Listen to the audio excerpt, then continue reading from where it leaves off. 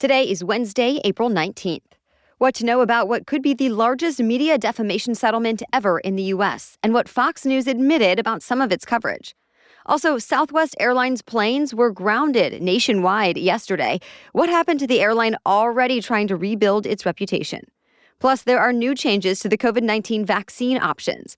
How and why you could get Facebook to send you some money. And it's the end of an era for Netflix, which part of its business is going away for good. Those stories and more news in today's episode. Welcome to The Newsworthy. All the day's news in around 10 minutes. Fast, fair, fun, and on the go. I'm Erica Mandy. Thanks so much for being here. You ready? Let's do this. It could be the largest media defamation settlement ever in the U.S. In the 11th hour, Fox News settled with the voting machine company that's been suing the network for years now. On the day a jury trial was set to begin, Fox agreed to pay Dominion Voting Systems $787.5 million. Dominion has been accusing Fox of letting its own hosts and guests amplify the message that the voting machine company helped rig the outcome of the presidential election in favor of President Biden. Various investigations in courts have shown that wasn't true, so Dominion sued for defamation. The last couple of years, Fox has been saying its broadcasts should be protected by the First Amendment. But yesterday, it says it's settled to allow the country to move forward from these issues. On top of the money, Fox acknowledged it aired false information about Dominion, but says it's still committed to, quote, the highest journalistic standards. Even though the case did not go to trial, Dominion says it did what it sought out to do, make sure lies have consequences. Now, Fox faces a separate $2.7 billion lawsuit from another voting machine company called Smartmatic USA that's making similar claims. And once again, Fox is fighting against the allegations. To be continued. An American journalist who was arrested in Russia last month made his first public appearance since his detention.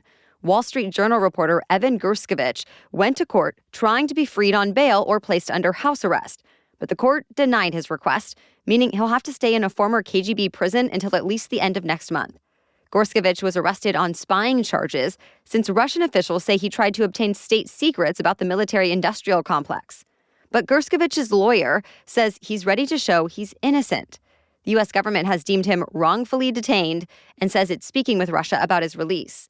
If he's found guilty after an eventual trial, he could be sentenced to 20 years in prison. The U.S. government is starting to tighten its control over classified documents. It's in response to a leak of highly classified material on social media. Ever since a member of the Massachusetts Air National Guard was arrested last week for the leak, there have been some questions. Like, how could a single airman have removed so many documents without being detected? Why were there not safety checks in place? And most importantly, how can this be prevented from happening again? The Wall Street Journal says some of the intelligence that was leaked online was accessible to thousands of people. So the government has reportedly started to restrict access. In a very unusual move, the Air Force also took away the intelligence mission from the whole unit where the suspect worked and shut down its operations while it investigates. And the defense secretary ordered all military facilities that handle classified information to report to him about how they access, share, store, and destroy the nation's secrets. Even more new policies could be coming soon. Meanwhile, senior Pentagon leaders have been trying to do damage control after these leaks, contacting allies to talk about some of the sensitive topics revealed. Well, unfortunately, a New York City parking garage collapsed this week, leaving cars and trucks piled on top of each other. It was a 4-story parking structure in Manhattan's financial district, just blocks away from the New York Stock Exchange and World Trade Center. Sadly, one person died in the collapse and 5 others were hurt. Firefighters tried looking for anyone else who may be trapped, but they were quickly ordered out since the building kept coming down. So robot devices went in, marking the first time the New York Fire Department had sent a drone aircraft and robot dog into a fallen building for a search. Thankfully, they did not find anyone else trapped. Online records showed the structure had been cited for 45 violations, many related to its elevators, but it's not clear if the collapse had to do with them. For now, officials just say there will be a lot of tough questions to ask in the days ahead. The FDA is simplifying the COVID-19 vaccine schedule by taking some of the options out of the mix. It withdrew authorization for the older COVID-19 vaccines that targeted the original version of the virus. So that means any adult who has not gotten any COVID-19 shot yet and wants to will just get one dose of an updated bivalent shot. That's instead of what's been happening up until now, when people had to get the original 2 doses and then the booster shot that targets the original and Omicron variants. So this is all part of a shift to make the COVID-19 vaccines more like the flu shots, where people just get a single one that's updated every year based on what strain is circulating. For now, kids will still have to get multiple shots, though. Also, people older than 65 or anyone who is immunocompromised can now get an extra booster shot, even if they're totally up to date on all their other shots. The FDA will meet again in a couple of months to talk about the next vaccine update. All right, we have more news for you still coming up. But first, a quick break for our sponsor, ZocDoc. Just like I would not advise you to get all of your news from social media, it's probably not a good idea to get all of your health advice from social media either. If you're anything like me, you end up just getting confused and kind of annoyed at all the conflicting information and questionable qualifications of so-called experts. Instead, ZocDoc helps you find expert doctors and medical professionals that actually specialize in the care you need. ZocDoc is the only free app that lets you find and book doctors who are patient-reviewed, take your insurance, are available when you need them, and treat almost every condition under the sun. Yep, choose from thousands of patient-reviewed doctors and specialists, browse doctor profiles, upload and verify your insurance information, and ultimately get the care you need. No social media scrolling, and no wondering if the doctor you found actually takes your insurance. Go to ZocDoc.com/newsworthy and download the ZocDoc app for free. Then find and book a top-rated doctor today. Many are available within 24 hours. That's ZocDoc, ZocDoc.com/newsworthy. ZocDoc.com/newsworthy. Well, this week, Southwest Airlines had to ground all of its planes nationwide because of tech issues.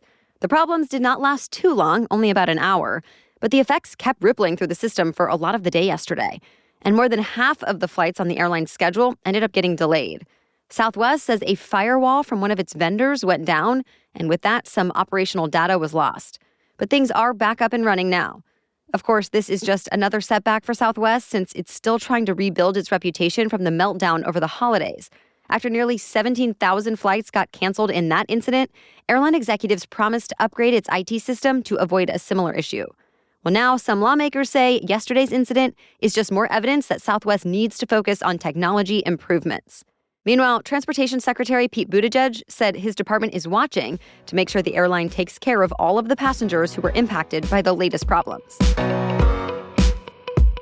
A federal judge has given the okay to a massive settlement from Facebook's parent company, Meta.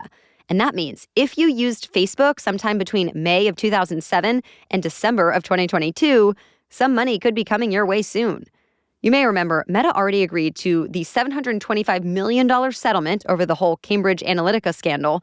That was the political data firm that got access to and used info from millions of Facebook users to try and influence political campaigns, including the 2016 presidential election. Facebook denies all wrongdoing but did sign off on the deal, and now that a federal judge has as well, Facebook users can file a claim to get a portion of the settlement money. How much you actually get depends on how many people actually file and how long you were a Facebook user during the eligibility period. All claims have to be in by the end of August. We've added a link in today's episode notes where you can file a claim. Apple is offering more personal finance options. Already, it had Apple Pay, Apple Card, and a new Buy Now, Pay Later service. Now, it's offering a new savings account to Apple Card users so they can earn quite a bit of interest on their money. The savings account offers interest of 4.15% a year. That's well above the average for American savings accounts. That said, Apple is not making any promises when it comes to future interest rates. Those could go up and down at any time. Apple has partnered with Goldman Sachs for the new feature, so the savings accounts are technically managed by Goldman, and that does mean the balances are covered by the FDIC. It's the end of an era for Netflix. After 25 years of sending out more than 5.2 billion DVDs in bright red envelopes, Netflix announced plans to send out its last one in September. Netflix actually started as a rental-by-mail DVD service back in 1997, but the company switched its focus to streaming 10 years later, and it's been booming ever since. Still, Netflix has apparently been spending a lot to buy new DVDs to keep up the original business plan, even though the DVDs now account for just 0.5% of its total revenue. Now, Netflix's few DVD watchers will have to find another way to get their movies and shows. By the way, Netflix also announced yesterday that it's delaying its plans to crack down on password sharing more broadly until later this year. So stay tuned for that. The Buffalo Bills player who collapsed during a Monday Night Football game back in January is poised for a comeback. Damar Hamlin has been medically cleared for full football activity, and he joined his team for voluntary workouts this week. Hamlin has been seeing medical specialists since he suffered cardiac arrest on the football field. Now he says he learned he had a bout of commotio cordis. That's a rare cause of cardiac arrest that starts with a blow to the chest in a precise spot at just the wrong time in a heartbeat. But thankfully, Hamlin was able to be resuscitated on the field and then recover over the last few months. Now he says, quote, "My heart is still in the game." Meanwhile, Hamlin also says he wants to raise awareness around CPR and defibrillators for athletes in youth sports, too. That's it for the main news today, so now it's time for Work Wednesday, when we break down one interesting career or work-related news story every Wednesday. But first, I want to tell you about another podcast to add to your daily playlist and help you start your day with positivity. Daily affirmation meditations will infuse your day with calm, inspiration, and connection. These daily morning affirmation meditations are short, they're only about 5 minutes, and so they can easily fit into your morning routine right alongside the newsworthy.